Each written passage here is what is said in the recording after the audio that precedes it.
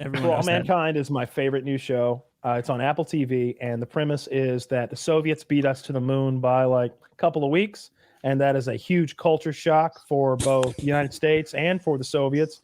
And so the space race then continues decade after decade. And because of the space race, technology advances about 10 years faster than it normally would. So you start seeing cell phones in like 91, 92. You start seeing like iPads, same time, 91 or 92. You start seeing video conferencing with Reagan. Reagan's coming to you live from a fucking tube TV that they wheel around the room, and he's having and it's deep faked Reagan like talking to the characters. They do a pretty good job of all that, like because presidents are, I wouldn't say they're characters in the show, but they're parts of the show. Like Nixon especially. He's the president at the beginning of the show, and he is Nixon. He's a piece of shit. And when he loses the space race, he's like, "What kind of chicken shit operation are y'all running over there?" Like he's trying to kick some ass. And like, do they do a good job with Nixon? Because I've noticed you don't see Nixon. Okay. No, you hear Nixon. I think you see him. I think you do, and he looks great to me. Okay. Have you guys noticed with Nixon more than other presidents, like when they're in a movie, he looks more like Nixon than Nixon did? They turn him into a caricature. Yeah, he's a total caricature. It's they do I'm gonna defraud. So what they've done here, my guess, is they've taken, there's tons of actual recordings of Nixon. So they're taking real recordings of the presidents and real clips of them, and they're talking about relative things, like the Soviet Union.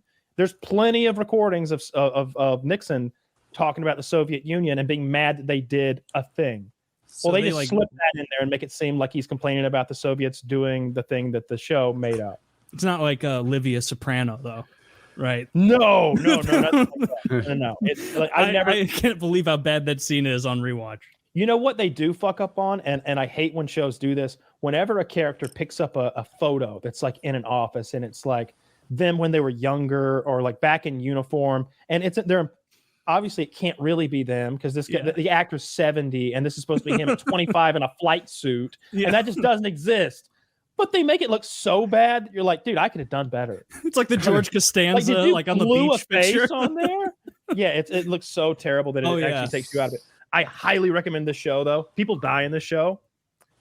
It's sad sometimes. I hope. I've seen one death, and it's not a main character. Every time a rocket launch, I love it when they kill my favorite characters. It shows me a commitment to surprise. It there's. I don't want to over spoil it. How would you? How many? Apollo 15. I was hoping it would die. I was hoping it would explode like the Challenger did on the way up. Why? Because those are characters that you've spent 8 episodes building for me. How many main characters would you say there are? Main? Who you would consider like your guys? Like it's a little Game of Thronesy where it's hard to tell. Like, who is the main character of Game of Thrones? There are. Like, there's one. I only asked because I was going to say who like lowered the woman in the moon hole. Yeah. That guy is maybe the mainest character, but I bet it shifts. And I like that there's a good 8-12 main people. Yeah, I would say there's about 6 or 8 like main characters that I really care about, and if they died, it's a big deal. And like half of them die. Like a lot of people die.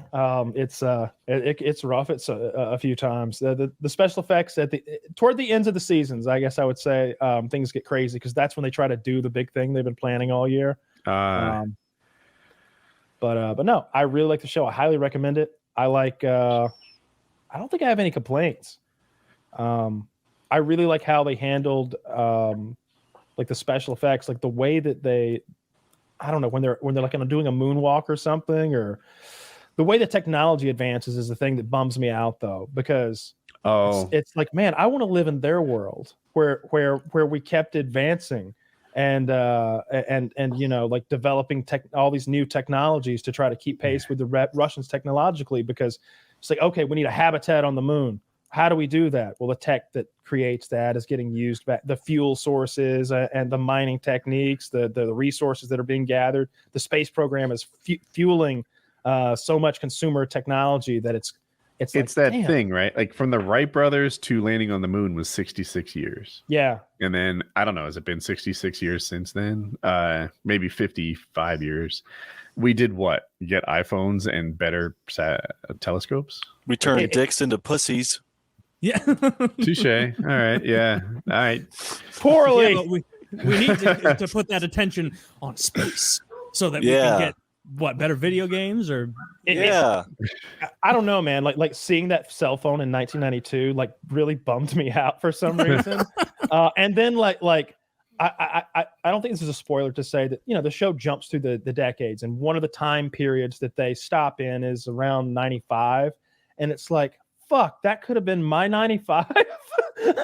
Like, oh shit, that's so cool. Like their version of 1995 looks like better than what we have, I think, almost. 2005. You know, it's cool to I don't know, it's really cool to see. I like their imagining of what the future could have been had the space race continued. And one of the interesting things, another, again, not a plot spoiler, character spoiler, the way that in this universe, the way they've managed to fund NASA is by letting them like patent the things that the technologies that they create, like being NASA, and like license that. So they're taking in $75 billion a year in profit. NASA is. They make money. They're no longer take government money. They are sort of their own oligarchy over here that like makes $75 billion a year for itself and invests it all into space. So very different from reality. Very different from reality. Okay. They gotta get their merch game up. I don't think we're gonna get another space race with an enemy unless like we'd have to it'd have to be like a bet kind of thing. Like if like us and Russia were like, you know, this is a space race, the winner, whoever does XYZ, can pirate all IP from the other country. You know what it has to be? So what it would require is necessity. Necessity is what's required there. So you can sit here and make some sort of gentleman's agreement to race somewhere, but in the end, if it gets too uncomfortable, you're going to stop. But if there was a comet about to hit the planet and kill us in 15 years, and we needed technology to move, it would move. Or if suddenly we saw like, holy shit, is that asteroid that's about to pass by Earth in 20 years made of gold? Yes, it is. Well, who's going to be the one to get up there and fucking bring it into Earth orbit and start sending fucking gold down in a space elevator? Who's going to be the first one to grab it and claim it? That could happen too. And it doesn't have to be gold. Maybe it's some rare earth element like tritium or whatever the fuck is valuable. I don't know. What's valuable. Printer ink. If it was made of printer ink, the Soviet Union, Vladimir Putin would immediately leave Ukraine. He'd fucking sign up. He'd shake Zelensky's hand, and they would work together to get that. Shit's printer like ink. $16,000 a gallon. There's $80 trillion worth of printer ink in low Earth orbit. It's the size of a school bus. It's a whole asteroid of mango jewel pots. the Zoomers are taking over the government. Goddamn. Another space race would be neat. That one. If you're looking for a good show to watch, I recommend For All Mankind. And yeah, that's all I've been watching recently. I've just been binging For All Mankind. I'm on season 3, episode 9, I think. You're almost and the done. Beauty is episode 10 debuts tomorrow. So I'll be able to watch like episode 9 tonight and episode 10 tomorrow, I guess, and finish the season off. And they do a good job of like, season finales are big deals. Like we make a major accomplishment or we do a thing, you know. And so I'm looking forward to the end of season 3. It's a really strong show. That's where season 3 is it out yet? Yes. Like, are they doing week by week, or is it finished? That's what I was just saying. Only one episode to go, and it comes out tomorrow. That's okay. Thank you. I was doing titles. Yeah, 10 episodes. 10 episodes per season. I'm going to explore some more Apple TV stuff once I'm through this. I'm pleasantly surprised with my first show. I think I'm going to try out Severance because I know you said that was pretty good.